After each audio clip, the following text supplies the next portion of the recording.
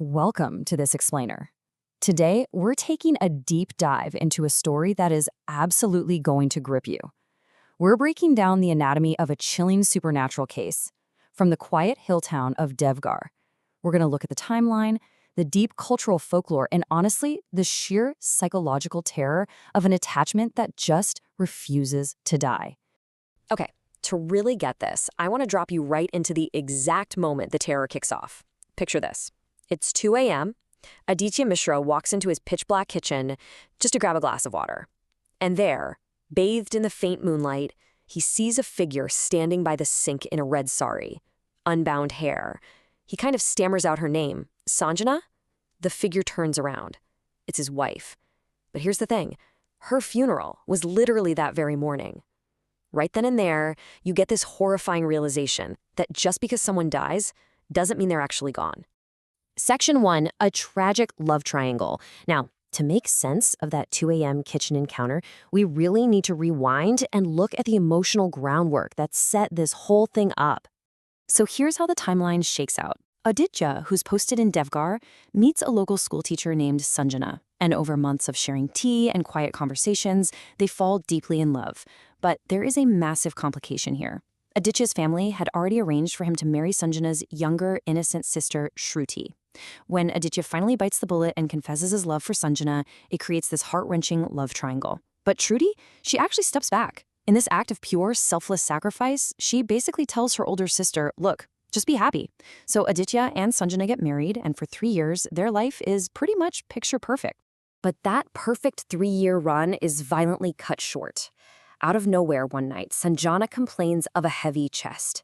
And before they can even really process what's happening, she suffers a sudden, fatal heart failure.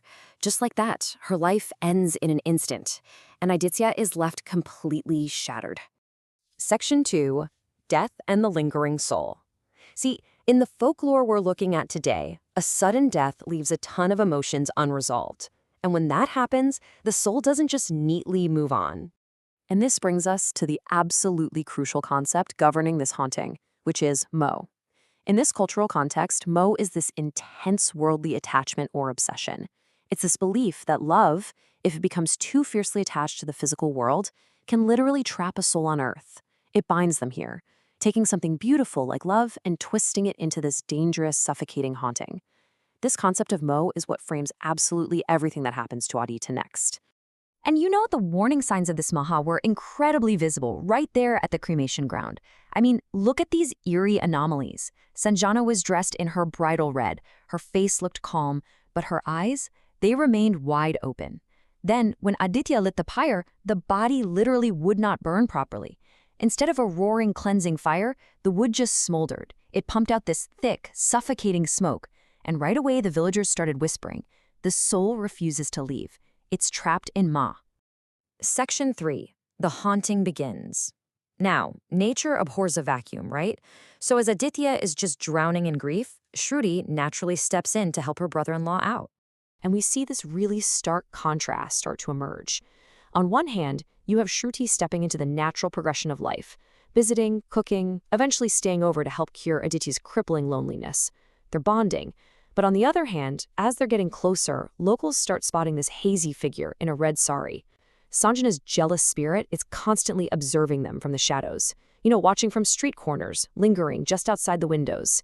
Eventually, the two families decide, hey, Aditya and Shruti should just get married so they can support each other. But man, the spirit retaliates with some terrifying omens. The wedding invitations mysteriously catch fire inside the printing press. No explanation. Then, the priest who's scheduled to do the ceremony suddenly falls violently ill, so they have to change the dates. And the most chilling part, during the Firas, those are the sacred wedding vows around the fire, Aditya goes to hold Shruti's hand, and it feels as cold as solid ice. Section 4. Possessing the Sister. This is where our explainer takes a very dark turn, because after the wedding, the haunting doesn't just stay in the shadows anymore. Sanjana's spirit moves directly into Shruti's body. And this shift? It is immediate and terrifying.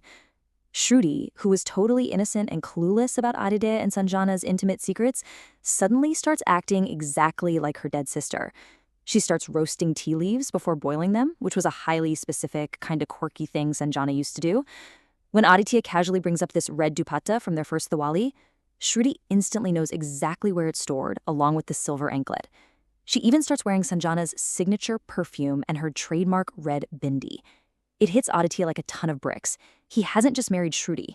He's living with Sanjana all over again. And all of this builds to a horrifying climax. Aditya finally confronts her while she's staring endlessly into a mirror, adjusting her sari exactly the way Sanjana used to. He asks her, "Sanjana, is that you?" Shruti slowly turns around, wearing Sanjana's unmistakable smile, and drops this chilling line. "I never went anywhere, Aditya.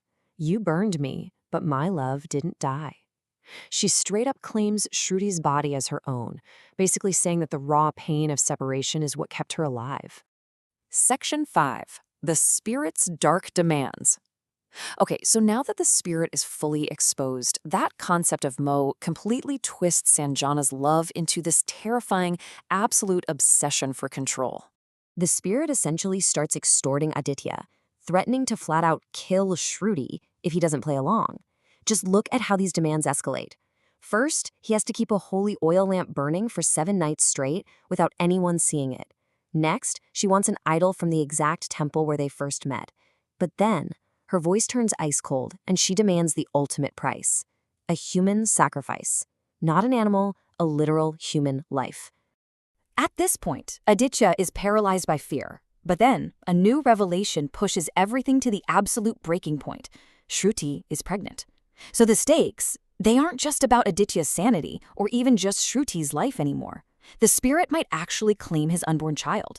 This absolute life or death urgency is what finally forces Aditya to stop cowering and actually fight back.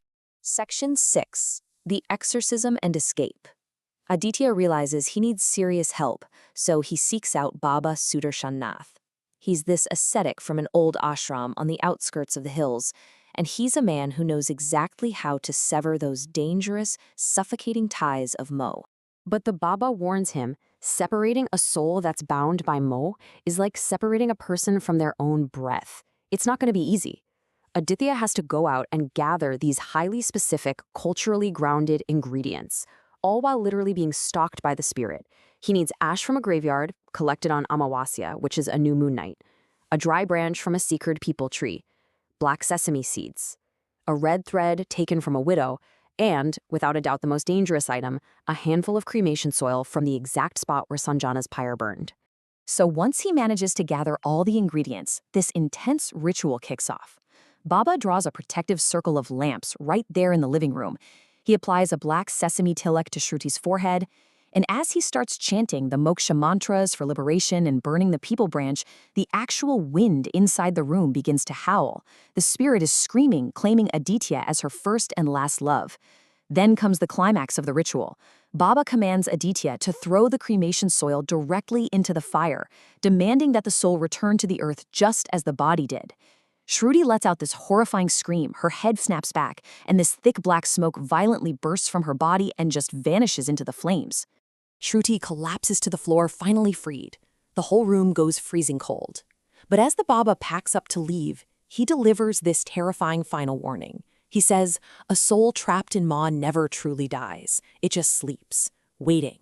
The exorcism wasn't some permanent destruction of the spirit. It was merely a temporary suppression of an obsession that completely transcends death. The very next day, realizing the immense danger they were still in, the families pack up everything and flee that house in Devgar forever. But I want to end our explainer today with a thought-provoking question, going right off Baba's warning. If an obsessive attachment can survive a cremation fire, cross over to possess a living sister, and actually demand human sacrifices, does Mo ever truly let go? Or is Sanjana's spirit still out there right now, just sleeping, waiting for Aditya in the shadows? Think about that as you process today's incredible